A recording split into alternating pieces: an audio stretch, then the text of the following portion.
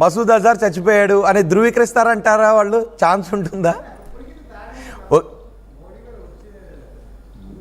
వాళ్ళ సైకాలజీ చూస్తే లేదండి. మీరు ఒక మాట ఆలోచించండి, వాళ్ళకి సపోర్ట్ ఎక్కడి నుంచి వస్తుంది? వార్ ఫైట్ చేసేటప్పుడు మీకు అమ్యునిషన్ ఉండాలి, చిన్న బుల్లెట్స్ దగ్గర నుంచి పెద్ద మీ మిజైల్స్ రాకెట్స్ దాకా మీ దగ్గర వెపన్స్ ఉండాలి. మీరు అమెరికా ప్రెజర్లో ఫ్యూ మంత్స్ బ్యాక్ మీ దగ్గర ఉన్న వెపన్స్ అన్నీ యూక్రెయిన్కి పంపించారు, యూక్రెయిన్ వార్ సపోర్ట్ కని. మీ దగ్గర అంతా తగ్గిపోయింది కదండి. మీ దగ్గర మ్యానుఫ్యాక్చరింగ్ ఫెసిలిటీ అంత లేదు, ఒక పాకిస్తాన్ ఆర్డినెన్స్ ఫ్యాక్టరీ తప్ప. తో వార్లో వస్తే ఎన్ని రోజులు మీరు ఫైట్ చేయగలుగుతారు? మామూలుగా అయితే country should have the facility to fight 1-2 months దాకా ఫైట్ చేసే పొజిషన్లో ఉండాలి. వీళ్ళు I don't think they can fight more than 1 week 10 days.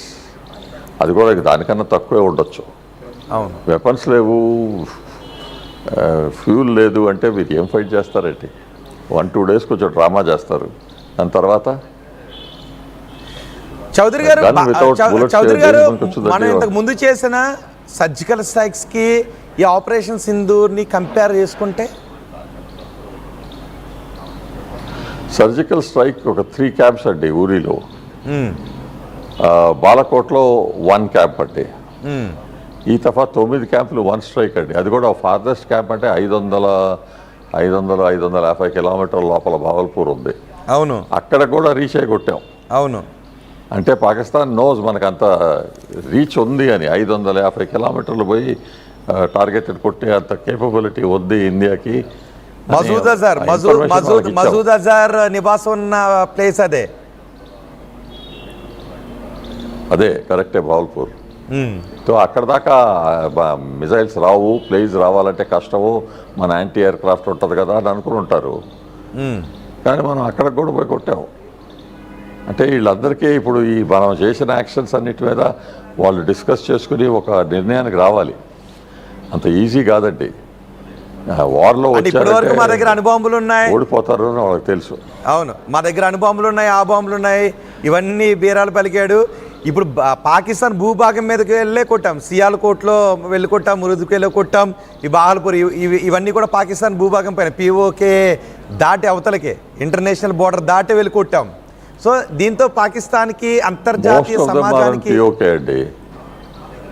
ఏదండి యాంటీ టెర్రర్ ఆపరేషన్కి వాళ్ళకి ఏం సపోర్ట్ రాదండి. యాంటీ టెర్రర్ ఆపరేషన్కి వాళ్ళకి సపోర్ట్ రాదు. ఎందుకంటే USA చేస్తుంది, ఇజ్రాయెల్ చేస్తుంది, సిరియాలోను లెబనాన్లో ఆల్ ఓవర్ మిడిల్ ఈస్ట్ అండి. చెప్పా కదా, హూతీసు యమన్లో, లెబనాన్లో హెజ్బోలా, పాలస్టైన్లో హమాసు, వీళ్ళందరి మీద యాక్షన్స్ తీసుకుంటున్నారు కదండి. లాస్ట్ 23 October 7th దగ్గర నుంచి ఇజ్రాయెల్లో యాక్షన్ అయినప్పుడు దగ్గర నుంచి దాని మీద యాంటీ టెర్రర్ ఆపరేషన్ ఎవరు వార్లాగా వెళ్ళలేదు కదా. ఇరాను, టర్కీ మాట్లాడుతున్నారు, కానీ ఏదైనా చేశారా? వార్ అంత ఈజీ కాదండి. It's a very costly thing. వాళ్ళకి కాస్ట్లీ, మనకి కాస్ట్లీ. కానీ వార్ కాస్ట్లీ అని చెప్పి మనం వదిలిపెట్టలేం. ఒక సిచ్యువేషన్ వస్తే ఈ పరిస్థితుల్లో మనం ఏం చేయాలి అంటే కొన్నిసార్లు వార్కి వెళ్ళాలి. We're trying. పాకిస్తాన్కి ఎంత డ్యామేజ్ చేయగలుగుతామో చేయాలి, without going to actual war. అంటే సోల్జర్స్ లోపలికి పంపించి ఆ యాక్షన్ తీసుకోక ముందలే ఏమేం చేయగలుగుతామని. ఎకనామిక్ కొలాప్స్ ట్రై చేస్తున్నామండి, నెంబర్ 1. Water number 2. మీరు మొదలే చెప్పారు అందరికీ, వాటర్ బ్లాక్ చేసావు రివర్స్లోని అని. ఆ బ్లాక్ చేసినప్పుడు వాటర్ కంట్రోల్ మన చేతిలో ఉంటుంది. ఎప్పుడు మనం బ్లాక్ చేయాలి, ఎప్పుడు మనం దాన్ని రిలీజ్ చేస్తాం, అది ఫ్లడ్ లాగా వెళ్తుంది. సో ఇలాంటి ఒకటి స్టెప్ అది. తర్వాత డిప్లొమాటిక్గా వాళ్ళని ఐసోలేట్ చేసావు, ట్రేడ్లో ఐసోలేట్ చేసావు. ఎక్కడ పాకిస్తాన్ నుంచి ఏదైనా సామాన్ బయటకు వెళ్ళాలి అంటే చాలా కష్టం, వెళ్ళటానికి వీల్లేదు అని. లోపలికి ఎక్కడి నుంచైనా బయటికి నుంచి రావాలంటే అది కూడా వీల్లేదు. ఏం చేస్తారండి వాళ్ళు? కానీ ఇదే సమయంలో అందరూ అంటే కొంత భావోద్వేగంతో ఉంటారు. లేదు POKని తీసేసుకోవాలి. మీరు కూడా మొన్న అన్నారు, సిమ్లా ఒప్పందం ఎప్పుడైతే రద్దు అయిందో POK కూడా లేనట్టే, గుర్తింపు లేనట్టే దానికి అని అన్నారు. కానీ జనాలు అందరిలో ఉన్న భావన ఏంటి అంటే అసలు POK అనేదే ఉండొద్దు అని. పిఓకే ఉండదండి, it will be part of India అంటే అది అవుద్ది డెఫినెట్లీ. తర్వాత మీరు ఒకటి ఆలోచించాలి, బలూచిస్తాన్ కూడా పార్ట్ ఆఫ్ పాకిస్తాన్ ఉండదు. బలూచిస్తాన్ అని సపరేట్ కంట్రీ లాగా వచ్చింది. ఈ పఖ్తూనిస్తాన్ వాళ్ళు మొన్న మేము ఇండిపెండెంట్ అని ఫ్లాగ్ కూడా వేసి ఫ్లై చేశారు, we're not part of Pakistan అని. వాళ్ళు యూఎన్కి కూడా రాసి మా మ్యాప్ ఇది, మా కంట్రీ ఇది, మా కంట్రీ రికగ్నైజ్ చేయమని అడిగారు.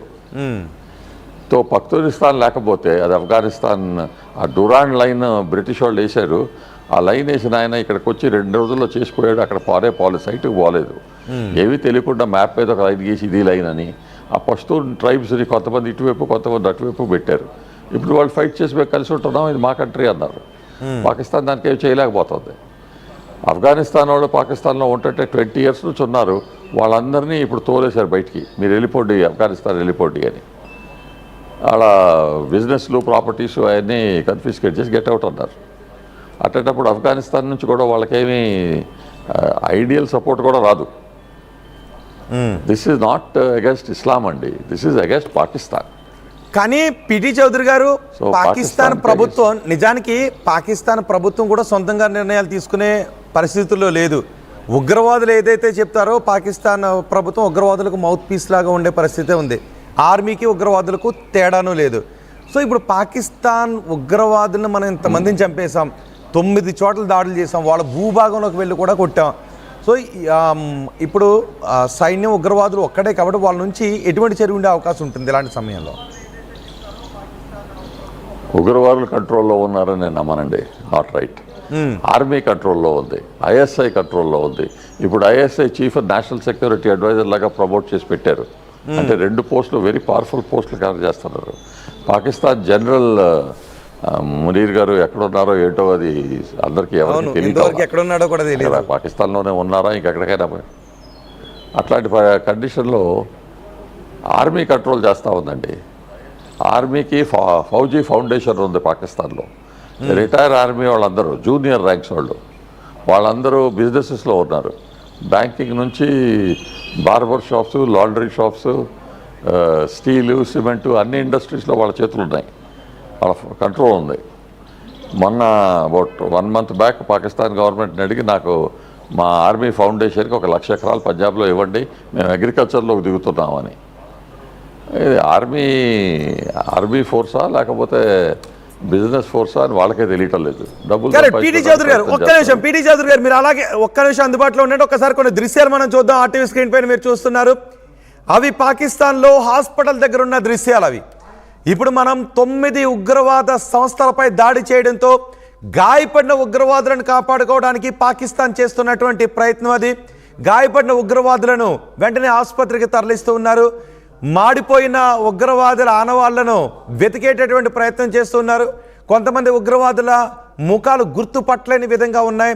అందులో మసూద్ అజార్ కూడా ఉన్నాడు అనే వార్తలు వస్తున్నాయి. ఇప్పుడు మీరు ఆర్టీవీ స్క్రీన్ పైన చూస్తున్నదే పాకిస్తాన్లోని ఒక ఆసుపత్రి దగ్గర ఉన్న దృశ్యాలు. మనం 9 చోట్ల దాడులు చేశాం, అందులో 3 దాడుల నుంచి పాకిస్తాన్ భూభాగం లోపలికి వెళ్ళే మనం దాడులు చేశాం. మసూద్ అజార్ కూడా ఈ దాడుల్లో చనిపోయాడు అంటూ వార్తలు వస్తున్నాయి. మసూద్ అజార్ ఫోటో ఒకటి బయటకు వస్తుంది. ఆ ఫోటో గుర్తుపట్టలేని విధంగా ఉంది, ముఖం చిట్లిపోయి ఉంది ఆ ఉగ్రవాది ఫోటో. అందుకే ఆ ఫోటోని మేము టెలికాస్ట్ చేయలేకపోతున్నాం, మీకు చూపించలేకపోతున్నాం, కొంచెం ఇబ్బందికరంగా ఉంది కాబట్టి. ఇప్పుడు మీరు ఆర్టీవీ స్క్రీన్ పైన చూస్తున్నారా, పాకిస్తాన్ ప్రభుత్వం ఉగ్రవాద శిబిరంలో చచ్చిపోయినటువంటి ఈ ఉగ్రవాదులను, గాయపడినటువంటి ఉగ్రవాదులను ఇప్పుడు ఆసుపత్రికి తరలిస్తున్నటువంటి దృశ్యాలు మనం చూస్తున్నాం. 100 మందికి పైగా ఉగ్రవాదులు ఈ దాడిలో గాయపడినట్టుగా తెలుస్తోంది. 100 మందికి పైగా ఉగ్రవాదులు ఈ దాడిలో చచ్చిపోయారు. అభి పిక్చర్ బాకీ హై అంటూ ఇండియన్ ఆర్మీ కూడా అంటోంది. ఇంకా వాళ్ళు ఏ ఉగ్రవాదులు ఎవరు ఇందులో మరణించిన వారి జాబితాను పాకిస్తాన్ ఏం రిలీజ్ చేస్తుందో మనం చూడాలి. బాహల్పూర్లోనే ఈ ఉగ్రవాదు ఉంటాడు మసూద్ అజార్. మసూద్ అజార్ని మనం అరెస్ట్ చేస్తే మన జైలు నుంచి విమానాన్ని హైజాక్ చేసి మరి విడిపించుకుని వెళ్ళిపోయారు. ఆ తర్వాత ఉగ్రవాద దాడులకు పాల్పడుతూనే ఉన్నారు. ఇదిగో చూస్తున్నారా హాస్పిటల్ దగ్గర దృశ్యాలు, ఉగ్రవాదులకు ట్రీట్మెంట్ చేయడానికి వాళ్ళని ఆసుపత్రికి తీసుకువెళ్తున్నటువంటి దృశ్యాలే మీరు ఆర్టీవీ స్క్రీన్ పైన చూస్తున్నారు. పిటి చౌదరి గారితో మనం మాట్లాడదాం. పిటి చౌదరి గారు, ఇప్పుడు ఉగ్రవాదులకు ట్రీట్మెంట్ చేయటంలో పాపం వాళ్ళందరూ బాధలో బిజీగా ఉన్నట్టున్నారు పాకిస్తాన్ వాళ్ళు. అది కాదండి, మనకు చూపెట్టడానికి డ్రామా చేస్తున్నారు. అక్కడ బావల్పూర్ సిటీ మొత్తంలో ఆ చుట్టుపక్కల ఏరియా హాస్పిటల్లో ఎవరైతే లేడీసు పిల్లలు ఉన్నారో, ఎవరు ఆల్రెడీ ట్రీట్మెంట్ చేస్తున్నారో వాళ్ళకి కొన్ని ఎక్స్ట్రా బ్యాండేజెస్ పెట్టి వీళ్ళే అక్కడ టెర్రరిస్టు అక్కడి నుంచి దెబ్బతిన్నారు, ఉమెన్ అండ్ చిల్డ్రన్కి అటాక్ చేస్తున్నారు అని కొంచెం డ్రామా చేస్తారు. ఓ సాధారణ పౌరులు ఇందులో దెబ్బతిన్నారు అని 10 రెట్లు. అసత్యాలు చెప్పే ప్రయత్నం చేస్తున్నారంటారా? డెఫినెట్లీ అండి. అది అంతమంది వూండెడ్ ఎక్కడ ఉంటారండి? అట్లాంటి స్ట్రైక్ అయినప్పుడు ఉంటారు చుట్టుపక్కల కొంతమంది, ఏదో ఉండొచ్చు కొంతమంది అండి. అది కొంచెం దూరంలో ఉంటారు, దగ్గర ఉన్న వాళ్ళందరూ వెళ్ళిపోయి ఉంటారు. ఇది కొంచెం డ్రామా. మా ఉమెన్ అండ్ చిల్డ్రన్ని కొట్టారు, సివిలియన్స్ని కొట్టారు. అంటే ఒకవేళ నిజానికి వాళ్ళు అలా చూపించడానికి వాళ్ళే సొంతంగా కొన్ని దాడులు చేసుకుని కూడా చూపించే అవకాశం ఉంటుందేమో, right? No, I don't think so అండి. మరీ అంత టూ మచ్ అయిపోద్ది. బట్ చుట్టుపక్కల హాస్పిటల్లో ఎవరికైనా చిన్న దెబ్బ వచ్చినా కూడా ఒక పెద్ద బ్యాండేజ్ చేసి ప్లాస్టర్ వేసి ఇదిగో అక్కడ ఉన్నాడు, మొహం మీద బ్యాండేజ్ కట్టేసేసి ఇదిగో అయింది, ఆ డ్రామా చేయొచ్చు. ఓకే, అది చేస్తున్నారు కూడా. అంతమంది wounded ఉండరు. తర్వాత ఏంటంటే 9 ప్లేసెస్లో కొట్టారు అంటే ఒక్కొక్క ప్లేస్లో కొంతమంది అయినా ఉండాలి కదా. ఒక 5-10 మంది ఉండరు కదా, 100 మంది 200 మంది ఉంటారు. 9 ప్లేసెస్లో కొట్టారంటే మీరు ఆలోచించండి, ఎన్ని 100 మంది ఉంటారు ఒకటే క్యాజువల్టీస్. సగం మంది అసలు బాంబు పడినప్పుడు వాళ్ళ పీసులు కూడా దొరకవు. కొంతమంది కొంచెం ఇంకో గదుల్లో ఉంటే బతుకుండొచ్చు. ఇప్పుడు మీరు అంటున్నారు మొహమ్మద్ అజార్ కాలిపోయి ఉన్నాడు, అక్కడ సేవ పడుద్ది అని, అయి ఉండొచ్చు. కానీ కంప్లీట్గా డిసపేర్ కూడా అయి ఉండొచ్చు. ధృవీకరించలేదు అది మసూద్ అజారా కాదా అని, ఇంకా ధృవీకరించలేదు. మన వాళ్ళు ఎదురు చూస్తున్నారు. వాళ్ళు ఎవరు చేయాలి అంటే DNA టెస్టింగ్ చేయాలి. అదేం అక్కర్లేదండి, మనకు తెలిసిపోతూ ఉంటుంది. మన ఇంటెలిజెన్స్ పీపుల్ కూడా అక్కడ ఉంటారు.